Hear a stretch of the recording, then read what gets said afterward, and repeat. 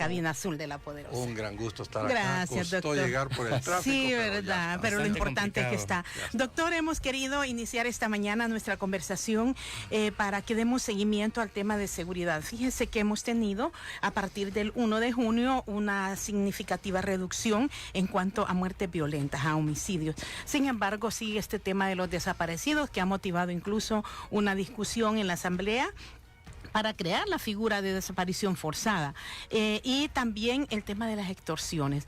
¿Cómo ve este plan control territorial? ¿Será que tiene como prioridad la persecución y buscar la reducción de la violencia homicida y que uno puede esperar que más adelante se avance en otros rubros, doctor? El planteamiento que hizo el gobierno no iba por ese lado. El gobierno lo que planteó era que quería atacar los centros neurálgicos del negocio de las pandillas. Por eso, si ustedes recuerdan, en los anuncios primeros, el despliegue de la fuerza pública estaba en los centros históricos de las ciudades. Sí. Eran 16 municipios, ¿verdad? Claro, y algunos protestaron porque atacar los centros históricos efectivamente debería tender a disminuir la extorsión, pero no combatía el control territorial que tienen las pandillas en las colonias periféricas. Entonces hubo como discusión en ese sentido. Sobre las cifras de extorsión, yo no conozco ninguna que haya dado la policía, porque parte de lo que ha pasado es que la información se ha vuelto un poco más complicada para conseguir. Inclusive hubieron algunos días que las cifras de los homicidios y los desaparecidos no se lograban sí, obtener en la policía. Entonces, ahora, dicho todo esto, al parecer la percepción de la ciudadanía, y yo me incluyo dentro de esa percepción, es que han disminuido la presencia policial, presencia pandilleril en muchas zonas de la ciudad. Pero claramente los homicidios continúan, claramente el fenómeno de los desaparecidos, si bien es cierto, un porcentaje se puede explicar por muchachas que se fugan con el novio, así decía, o alguien así, pero el gran porcentaje, y cuando vemos cómo se están descubriendo las tumbas clandestinas, cementerios clandestinos. O sea que sí, realmente creo que en lo fundamental, la cifra de los desaparecidos agrega a la cifra de los fallecidos. O sea que no necesariamente lo que vemos como reducción a ese nivel está siendo reducido realmente. Desafortunadamente no conocemos cuántos de los desaparecidos han fallecido y cuántos. Sí, es complicado es complicado doctor. Esto, pero es decir, el punto es que creo que en términos generales sí ha disminuido, ¿verdad? Llegamos a cifras muy altas en el gobierno del FMLN, que en el último año del gobierno del FMLN comenzó a bajar, volvió a subir en los últimos 6 meses, y luego con la llegada del nuevo gobierno cayó hasta en agosto, que fue como el récord, que estuvo por debajo de 4 fallecidos diarios el promedio. Pero después han habido intentos de subida, y probablemente esto va a continuar así, con picos. Pero esto es así, doctor. Usted estuvo en el rubro de seguridad. Digamos, hay variables que en algún momento hacen que se dispare un indicador de muertes violentas, por ejemplo. Mire, lo que pasa es que la policía tiene que jugar roles preventivos. Y me estoy refiriendo a la parte combativa, no me estoy refiriendo a la prevención social, como se le conoce.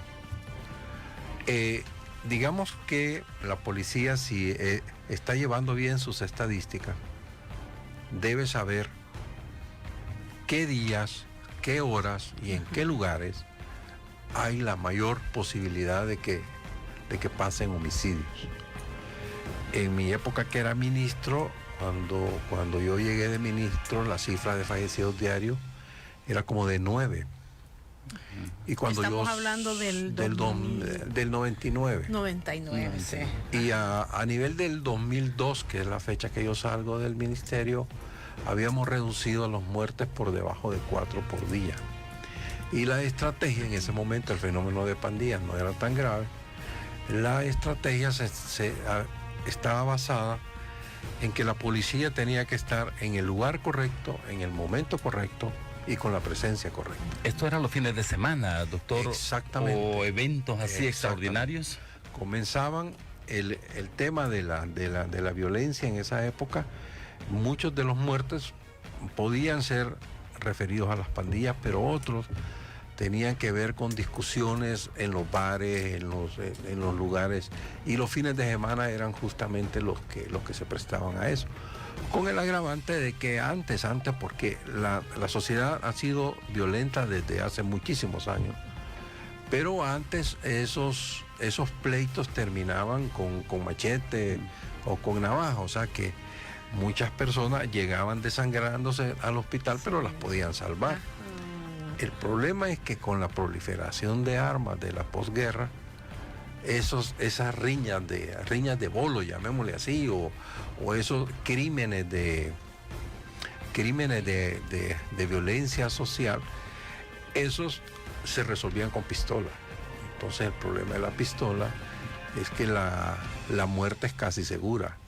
Así que eso sucedió, pero haciendo todos esos fenómenos que le comento, inclusive usábamos unas cosas que le llamaban patrullas de intervención policial, sí, que eran unas patrullas que tenían el capó del carro negro, no sé si se recuerdan, y estas tenían un rol de prevenir movimientos sospechosos en las colonias.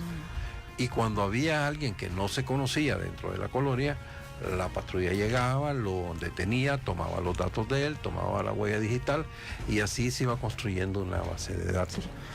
Eso en la medida que 2-3 años después de eso, al 2005, 2006, empezó el fenómeno de la mano dura de la parte final del gobierno del presidente Flores, que tuvo el gravísimo problema que no se continuó lo suficiente en el gobierno del presidente Saca, porque la Corte declaró inconstitucional la ley antipandillas.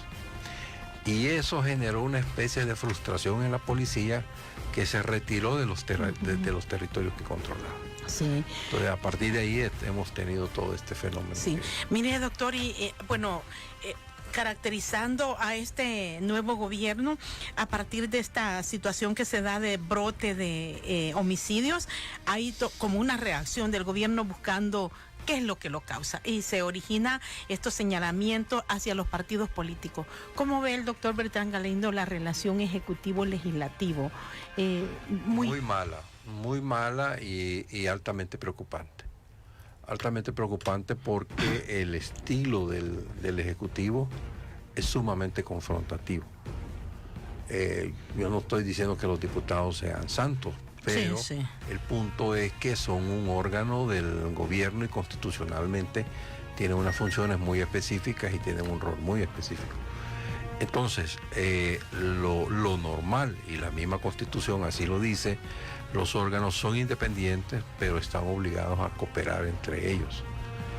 Es decir, creo que el estilo de yo no hablo con la Asamblea, yo no negocio con los diputados, sino que yo les envío mensajes y que de cierta forma amenazantes, ese tipo de cosas no son buenas. Y lo más grave es que pareciera que se está conformando el escenario para llegar a una confrontación mayor, quizás mayor entre el Congreso con el presidente. ¿Ya es algo intencional, doctor? No lo sé, pero esperaría que no pasara. Porque, es decir, yo entiendo que la lógica de eso de los mismos de siempre, que es parte del discurso que fue del candidato, tiene que continuar en la medida que él no tiene partido en el Congreso.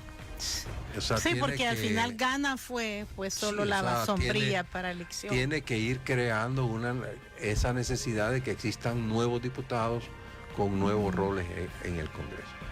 Pero el asunto aquí está en que eso, si bien es cierto, va a ser así, pero no está aquella duda si hasta allí quiere llegar o quiere llegar a generar realmente una confrontación mucho mayor. Y esto de la comisión, doctor, que crearon, fíjese, por las declaraciones que hizo el director de recuperación del tejido social, ¿es una herramienta válida, doctor? O sea, jurídicamente sí lo es. Es decir, la Asamblea puede crear comisiones especiales para efecto de investigar. Pero para el caso, decía yo, porque muchos dicen que es como sobredimensionarlo. Es que aquí están jugando varias cosas a la par. Entonces, cada fenómeno tenemos que verlo desde distintas perspectivas. Si la ve de la mera cosa técnica entre el Congreso y un funcionario que no es ministro, sí, entonces usted dice, esto es excesivo, que la Asamblea se meta a hacer una comisión para un muchacho que pues sí, es irrespetuoso y todo, pero al final... Pero graves también las declaraciones, doctor, de lo que dijo. Por un antecedente, no, pero esa es la primera parte de la película. Eso es lo que tendría que terminar, una cuestión de ese tipo sería una sola sesión de la comisión especial. Determinar que efectivamente él dijo lo que dijo en TCS y simplemente informar a la fiscalía y punto. Eso ya meterse a que si Arena o no estaba, eso sería una locura. Pero el punto es que eso tiende como a victimizar al funcionario, porque no es una discusión con un ministro, es un muchacho que es yo no sé si es subalterno de ministro de Gobernación o algo así. Esa es una forma de verlo. Pero la otra forma de verlo, que también es válida, porque esto no es que no son válidas las dos, es que aquí hay un mensaje enviado por la Asamblea al presidente, en el que la Asamblea le dice, mira, ya estamos en disposición de responderte. O sea, todos los ataques que les manda, ellos ahora están en el mensaje que le están diciendo, nosotros también estamos en disposición de responderte. ¿Por qué lo digo? Porque por primera vez se sobrepasa un veto. Sí, también. Él en estos 4 meses lleva ya 4 o 5 vetos. Sí. Y no se había sobrepasado ninguno. Sí. Ahora sí, lo cual quiere decir que las fuerzas dentro del Congreso, especialmente el FMLN y Arena y el PCN, se han ya coordinado para poder hacer una unidad frente al presidente. Sí. Eso no había pasado hasta ahora. Es primera señal. Y en años no había ocurrido eso, doctor. Y la segunda señal es esta comisión, que como le digo, yo no creo que va a llegar a nada, pero el mensaje es, te podemos investigar a tus funcionarios, ¿verdad? Decirles que se porten bien. Ese es el mensaje. El mensaje. Y en esto del veto, doctor, ahí apareció un mensaje del vicepresidente diciendo que los diputados han cometido una inconstitucionalidad por incursionar en áreas que no le corresponden al legislativo. A mí me sorprende mucho ese discurso de Félix Ulloa. Sí. Yo lo conozco, fuimos compañeros en la universidad. Es buen abogado, tiene una formación jurídica muy sólida, por lo que me dio una especie de pena verlo haciendo un discurso que no va acorde con su categoría jurídica. La Asamblea hizo lo que la Constitución le permite hacer y lo que hay que seguir es el procedimiento institucional. Decir que la Asamblea se ha puesto a violar la Constitución, creo que no es cierto. Y como le digo, no me parece que esa sea la posición adecuada de un vicepresidente, y menos alguien con la formación jurídica de Félix. Entonces yo creo que más bien está en la lógica esta que le estoy explicando de la confrontación para crear no sé qué, no sé qué se pretende con ese nivel de confrontación, pero esperaría yo que esto calme en la medida que, espero yo también, las cifras de popularidad en algún momento van a empezar a caer y eso significa que el capital político del presidente tiene que empezar a usarse con más precaución. Las 7:30 a.m, vamos a ir a una pausa gracias a Omnisport.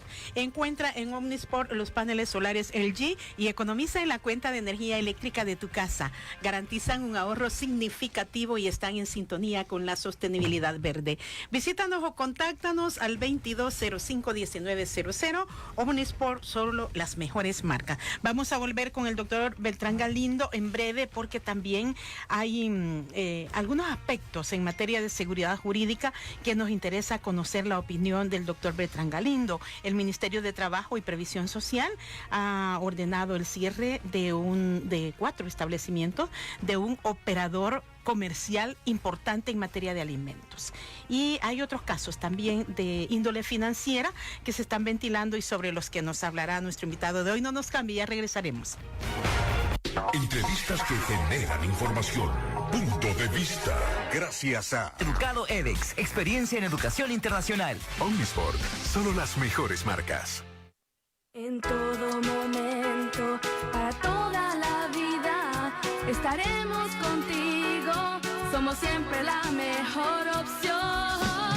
Son más de 20 años protegiendo tu vida. Esa es tu mejor garantía. Esta es tu mejor opción. En todo momento estaremos contigo. Hospital de Especialidades Nuestra Señora de la Paz. Así de molestos pueden ser los síntomas por deficiencia del complejo B, como el hormigueo y el entumecimiento. Con Neurobión y su óptima combinación de vitamina B es posible fortalecer tu sistema nervioso y olvidarte de estas molestias. En caso de duda, consulte a su médico farmacéutico. Antes de utilizar este medicamento, debe de leer detenidamente el prospecto incluido dentro del producto. Llegaron a la despensa de Don Juan, rebajas para todos. Estudia tu maestría desde El Salvador en Universidad Internacional de La Rioja, España, UNIR. Programa 100% en línea. Título oficial reconocido en El Salvador. Admisiones y becas al teléfono 2520-5508. 2520-5508. Educado edX. Experiencia en educación internacional. Impresa Repuestos. Más de 70 años con repuestos que garantizan tu movimiento. Fabricantes de todas las líneas de repuestos a nivel mundial nos dan su incondicional apoyo. Estamos comprometidos a siempre ofrecerte calidad con más días de respaldo. Muévete por más garantía. Muévete a Impresa Repuestos.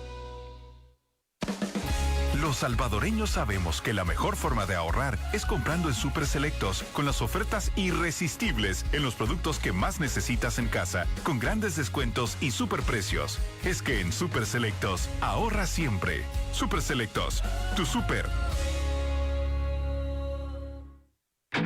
Walter Scott, el experto en el cabello del hombre. Todo hombre merece verse bien y más joven. Walter Scott, el tinte diseñado para hombres que buscamos una apariencia natural en nuestra barba y cabello.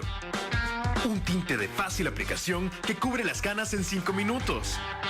Walter Scott, también en crema fijadora y shampoo para platinar las canas. Walter Scott, el experto en el cabello del hombre. Laboratorios Suizos, innovando con excelencia. ¿Cómo suena la tranquilidad?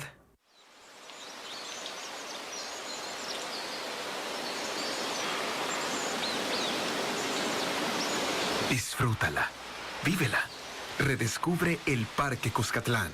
Con las nuevas canastas Despensa, sí te alcanza. Ven, llévate 3 productos y ahorra. O arma la tuya. Despensa familiar y Maxi Despensa. Precio bajo siempre.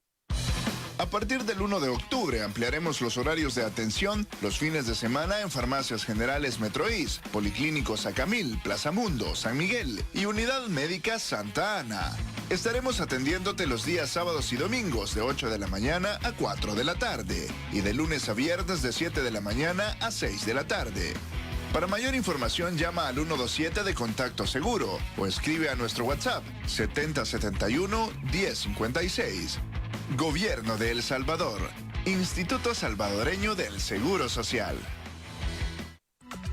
Las noticias internacionales y los programas especiales de La Voz de América, usted los escucha a través de los informativos de Radio Cadena YSKL. Las organizaciones a favor. Alrededor de 33. Escuche la información de La Voz de América de lunes a sábado a través de las frecuencias 104.1 FM y 770 AM.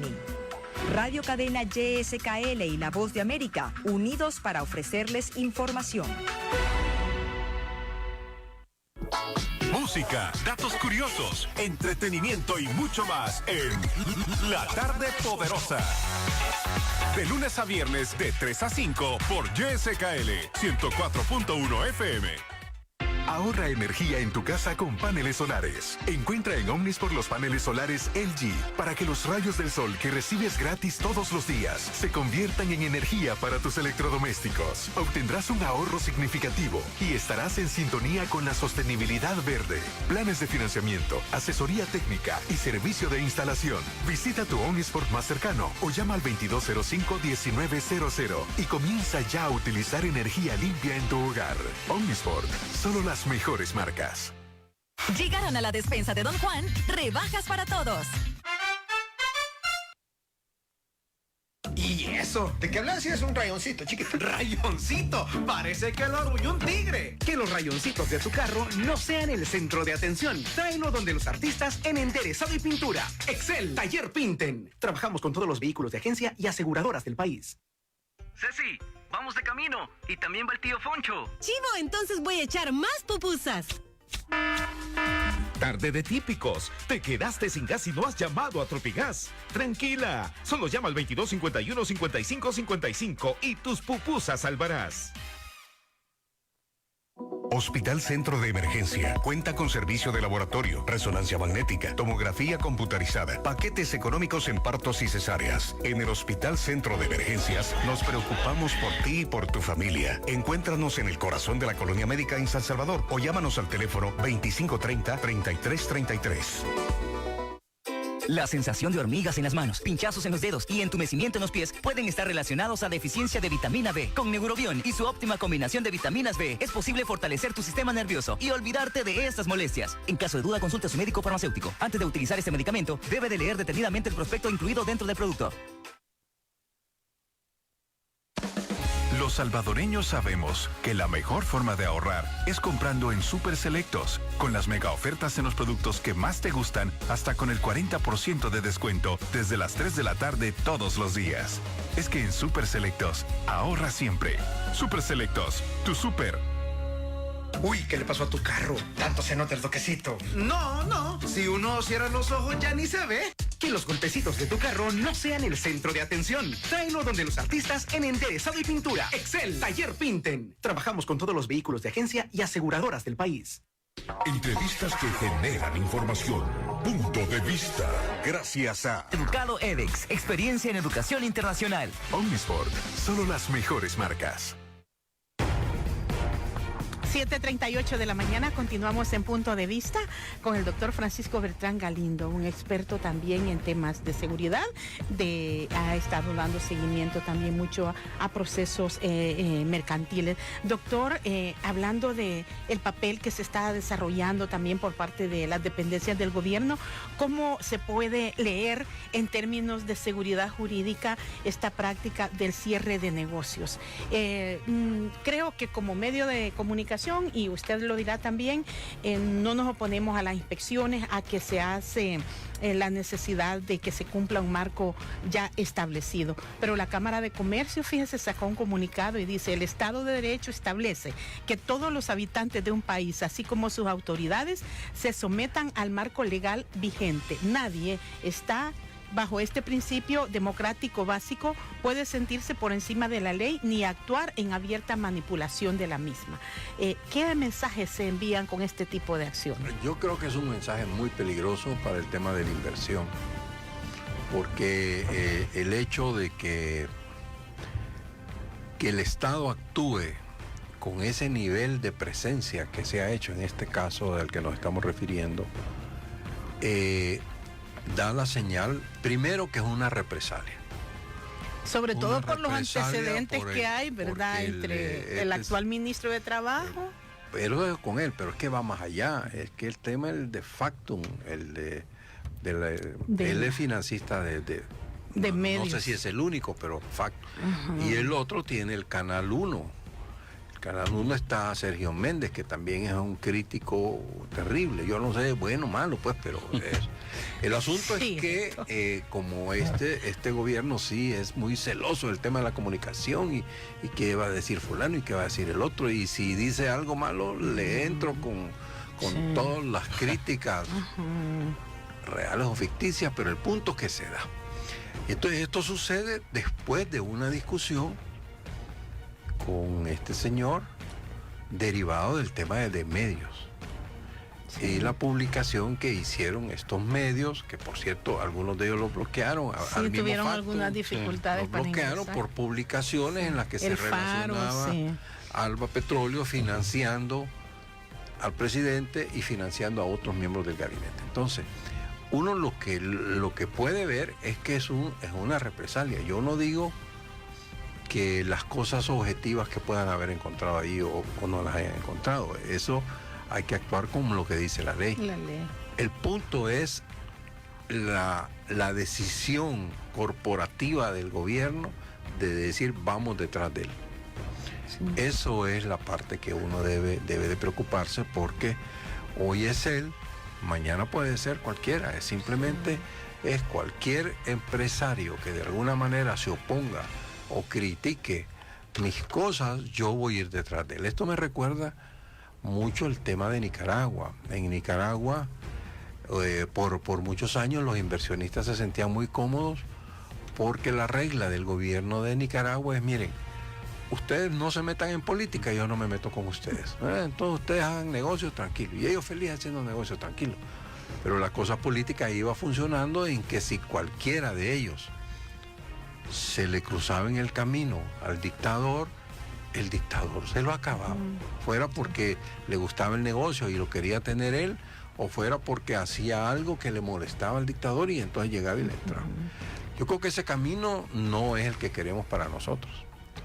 Y creo que es de muy mala señal que porque alguien se opone o porque tiene una diferencia con un ministro como Castro o con el presidente, terminen en una represalia de ese nivel. Aprovechando el poder del Estado. Yo creo que sí, eso es un hecho peligroso.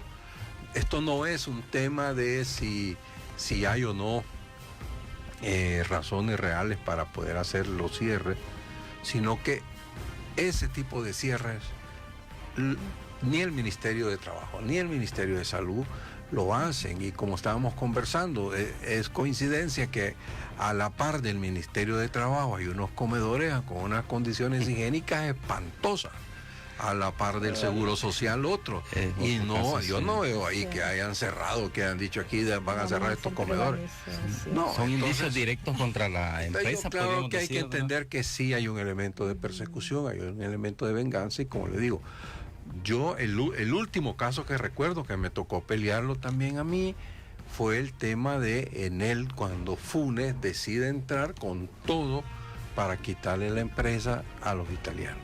¿Cuál es el resultado final? Los italianos se fueron tranquilos con su dinero, pero el efecto es que la sensación de la seguridad jurídica se acabó en el país. ¿Qué sucedió? Que en los siguientes 5 años del gobierno de Sánchez Serén no pudo haber ningún asocio público privado, porque no hubo inversionista que estuviera dispuesto a someterse a las condiciones que le estaba pidiendo el gobierno por el tema de seguridad jurídica. Entonces ahora el presidente quiere inversión, pero manda el mensaje de que si el inversionista se pelea con él, se lo acaba. Eso no es bueno. Doctor, hay otro caso que vale la pena que nos dé su punto de vista, y es este proceso de embargo del Banco de Vivienda particularmente, por parte de un empresario que lo demandó por daños y perjuicios causados, dice, a su patrimonio, el señor Salaverría, Antonio Salaverría. ¿Qué mensaje también se envía en este tipo de casos a la seguridad jurídica? Bueno, en este tema bancario están sucediendo cosas que no son buenas. Este es un movimiento un poco pendular, porque por años los juicios contra los bancos no caminaban de ninguna forma. Pero de repente empezaron a caminar juicios contra los bancos. Hubo uno contra el Banco Agrícola, hay otro de lo que fue el Banco de Comercio, esto que fue el Banco Salvadoreño. Sí. Es decir, son casos que la parte más grave es que son empresas que fueron ya vendidas a corporaciones internacionales. Entonces, los que terminan pagando el pato de esto son los inversionistas, los actuales. de esa acción. Ahora, en el caso concreto de la vivienda, ahí lo que tenemos es que Se terminaron los recursos por la vía civil, se hubo sentencia, o luego segunda instancia y luego casación.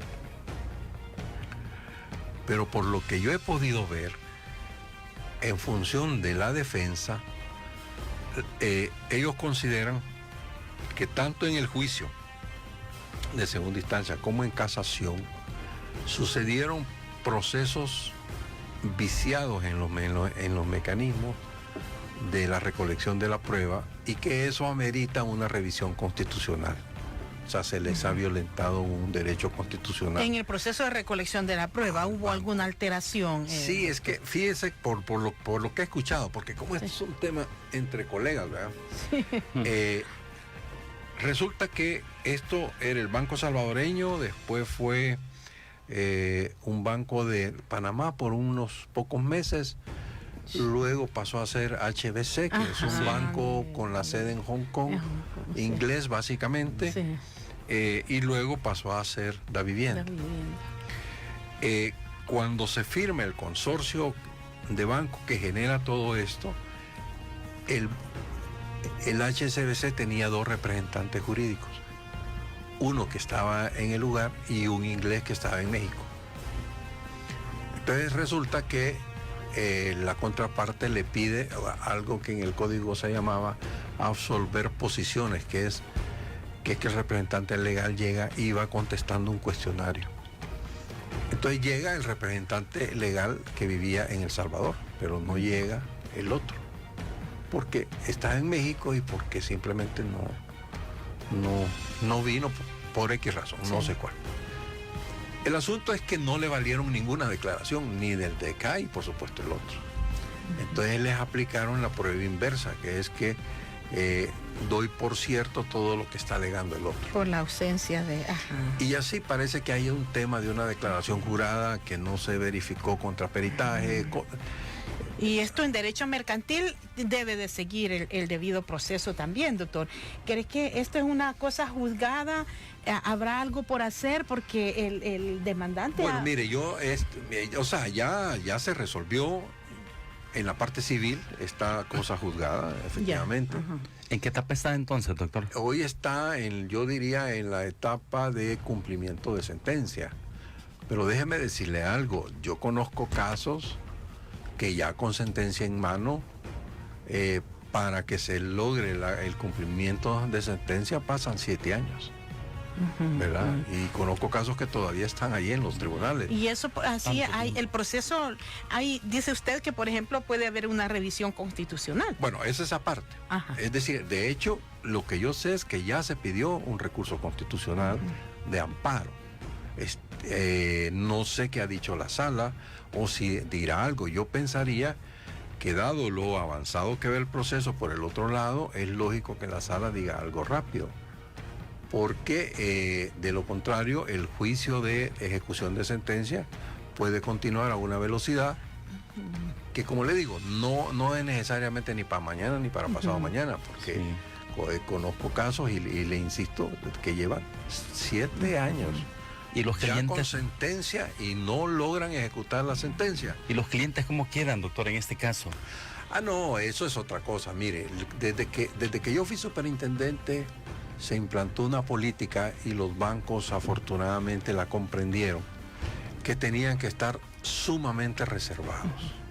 Es decir, tenían que tener reservas suficientes para cualquier problema. Y eso pasó así con todo. De hecho, viendo yo cifras hace como un par de meses del estado de las reservas en relación a la norma legal que pide la reserva, todos los bancos están por arriba de lo que pide la ley. Es decir, ¿qué quiere decir? Que ellos voluntariamente han decidido reservar fondos. ¿Por qué esto es importante? Porque si hay un problema, el que fuera, puede ser este caso, puede ser otro, los depositantes no se ven afectados absolutamente en nada. Sí, pueden estar seguros sus depósitos. Totalmente. Entonces yo allí sí mire, esto estamos hablando de eran 24 millones y después creo que la sala dijo que eran 40, no estoy seguro. 49.3 millones. Imagínense. ¿Y qué significa, doctor, para un banco? Eso para un banco del tamaño de Da Vivienda No es que no sea nada, pues Claro, obviamente es ¿verdad? dinero, ¿verdad? Sí. Pero no le afecta para nada a sus indicadores. O sea, ese es un banco sólido, muy sólido. Y además hay un mecanismo que se utiliza cuando se vende un banco, es que los que compran ven cuál es la cartera mala o potencialmente mala. Entonces, cuando fijan el precio, fijan una cantidad que no la pagan. Sino que le dicen, vamos a esperar cómo se comportan estos préstamos, y si el préstamo termina siendo malo, este dinero no se lo pago, yo se lo descuento de lo que le quedé debiendo, y si termina siendo bueno, pues se lo pago. Es decir, que cuando Da Vivienda compra HSBC, debió hacer esta. Lo tienen. Yo estoy segurísimo que lo tienen reservado, porque mire, en eso la superintendencia es muy cuidadosa, porque justamente lo que no quiere es que a última hora haya que responder contra los depósitos. Entonces, esto tiene que ir contra las utilidades, que es diferente. Ahora, el hecho de que hayan casos de este tipo, obviamente, pone nervioso a los inversionistas, y es un elemento que no ayuda a la seguridad jurídica de los inversionistas, porque ellos empiezan a sentir que los mecanismos legales no están operando adecuadamente. Yo desconozco ya la parte probatoria de si Salaverría qué tanta razón tiene o qué tanta razón tiene el banco, porque hablando con los abogados de los dos lados, cada quien dice tener una razón. Pero dos cosas sí quiero decir. Una, el caso no está terminado.